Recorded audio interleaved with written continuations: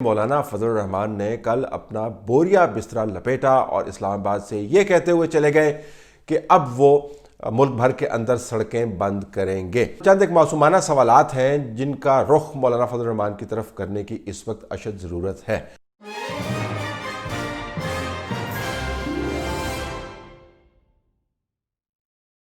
تمام قوم کو انتہائی مستقل مزاجی اور استقلال کے ساتھ بیوقوف بنا کے مولانا فضل الرحمان نے کل اپنا بوریا بستر لپیٹا اور اسلام آباد سے یہ کہتے ہوئے چلے گئے کہ اب وہ ملک بھر کے اندر سڑکیں بند کریں گے۔ مولانا فضل الرحمان کا یہ ایکشن ان لوگوں کے لیے بھی حیران کن تھا جو مولانا فضل الرحمان کو بہت عرصے سے اچھے طریقے سے جانتے ہیں۔ اب چند ایک معصومانہ سوالات ہیں جن کا رخ مولانا فضل الرحمان کی طرف کرنے کی اس وقت اشد ضرورت ہے۔ ہم اس پروگرام میں وہ سوال آپ کے سامنے رکھتے ہیں۔ پہلا سوال تو یہ ہے کہ جب وہ یہاں پر تشریف لائے تھے تو انہوں نے 2 مرتبہ کم از کم یہ بات کی تھی کہ وہ اپنے اہداف یعنی استعفیٰ لیے بغیر یہاں سے واپس نہیں جائیں گے اور اگلا قدم جو ہے وہ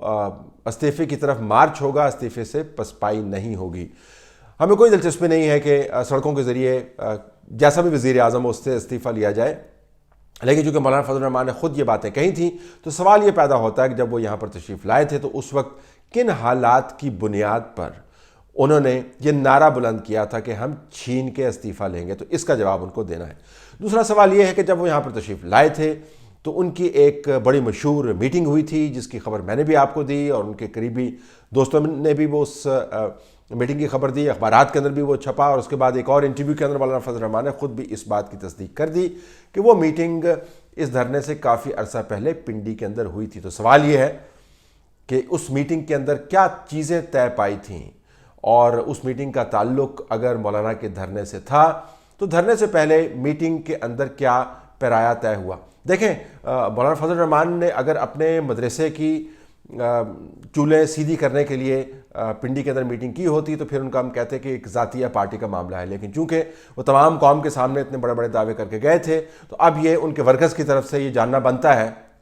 کہ اس میٹنگ کے اندر انہوں نے کیا چیزیں طے کی تھیں، کیونکہ اس احوال کا تذکرہ بڑا ضروری ہو گیا ہے ان کی طرف سے جو احوال ہم تک پہنچ رہے ہیں اس میٹنگ کے اندر۔ تو دوسرا سوال یہ بنتا ہے کہ انہوں نے اس میٹنگ کے اندر کیا چیزیں طے کی تھیں۔ تیسرا سوال یہ بنتا ہے ان سے کہ انہوں نے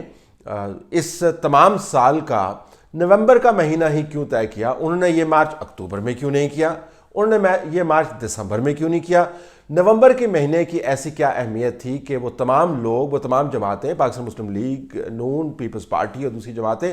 جب ان سے اس دھرنے سے پہلے بات کر رہی تھیں تو ان کو کہہ رہی تھیں کہ مولانا اس دھرنے کو ذرا آگے لے جائیں، تو مولانا اصرار کر رہے تھے کہ جی 4-5 دن تو آگے ہو سکتا ہے لیکن یہ دھرنا ہونا اسی وقت پر ہے۔ تو اگر تو کوئی بہت بڑا پہاڑ کھودنا ہوتا اور اس کے اندر سے آئین اور قانون کی دودھ کی نہریں نکالنی ہوتی تو پھر تو ہم یہ کہتے ہیں کہ مولانا نے ایک کیلنڈر کا تعین کیا ہوا ہے اور استقامت کے ساتھ اس کیلنڈر کے اوپر وہ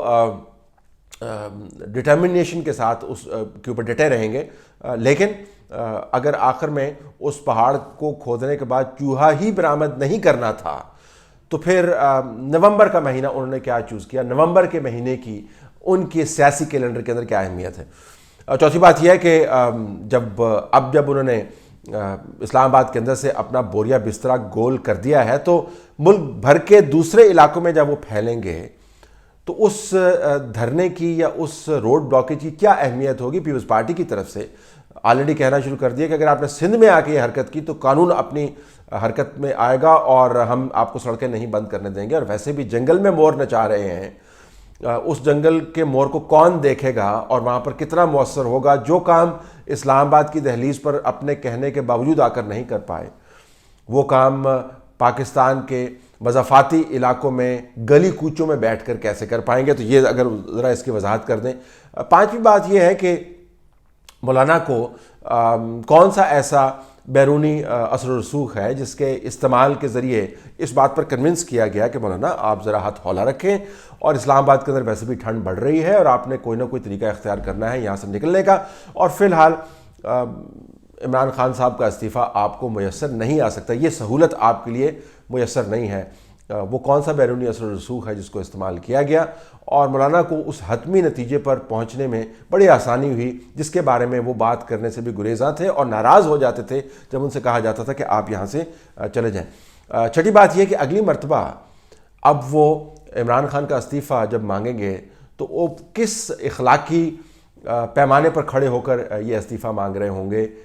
کیونکہ وہ جو کچھ کہتے چلے آئے ہیں اس حکومت کے بارے میں، اور جس طریقے سے انہوں نے بلڈ اپ کیا نومبر کے مہینے کے اندر، اور جس طریقے سے انہوں نے بوریا بسترا گول کر کے یہاں سے گئے، اس کے بعد تو وہ تمام اخلاقی جواز جو ہے وہ کھوتے ہوئے نظر آتے ہیں۔ ساتویں بات، اپنے ورکرز کو وہ کیا ایکسپلین کریں گے؟ پاکستان کے دارالخلافہ کے شہریوں کو انہوں نے جس خام خواہ کی تکلیف میں مبتلا کیا، اس کی وضاحت وہ کس کو دیں گے؟ جو میٹرو بس کو خسارہ ہوا، جو وہ لوگ شہید ہو گئے کنٹینر کے ساتھ ٹکرا کر، جو فیملی کو حادثہ پیش آیا، جو اتنی بڑے پیمانے پر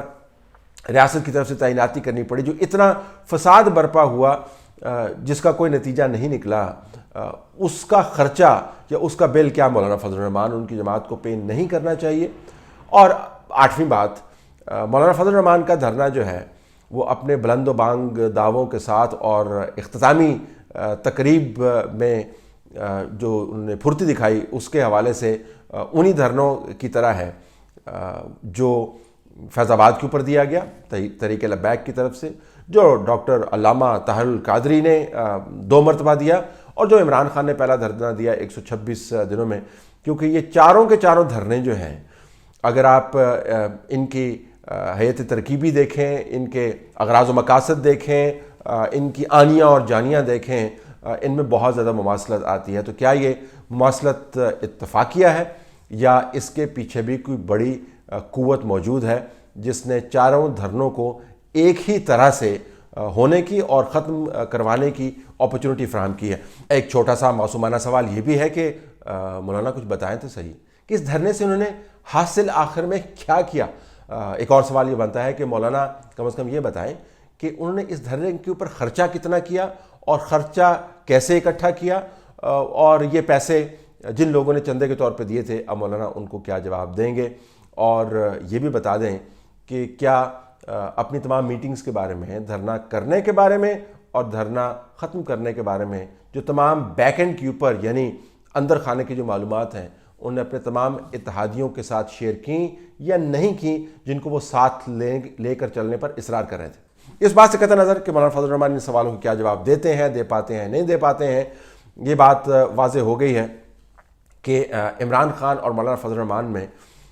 بہت سارے معاملات پر عدم اتفاقی کے باوجود مماثلت موجود ہے، اور کچھ مماثلت کا میں نے ذکر کیا۔ عمران خان نے بھی دھرنا کیا، مولانا فضل الرحمان نے بھی دھرنا کیا، عمران خان نے بھی بڑے دعوے کیے، مولانا فضل الرحمان نے بھی بڑے دعوے کیے۔ عمران خان نے بھی دھرنے کے بعد کہا کہ اب میں ایک اور اسٹریٹجی آپ کو بتاؤں گا، مولانا فضل الرحمان بھی بتا رہے ہیں کہ ایک اور اسٹریٹجی بتاؤں گا۔ یہ مماثلت دیکھتے ہوئے ہمیں لگتا ہے کہ دونوں کو تمام تر سیاسی عدم اتفاق کے اور ذاتی اناد کے دھرنا بردرز کا نام اگر دے دیں تو اس میں کوئی مذائقہ نہیں ہوگا۔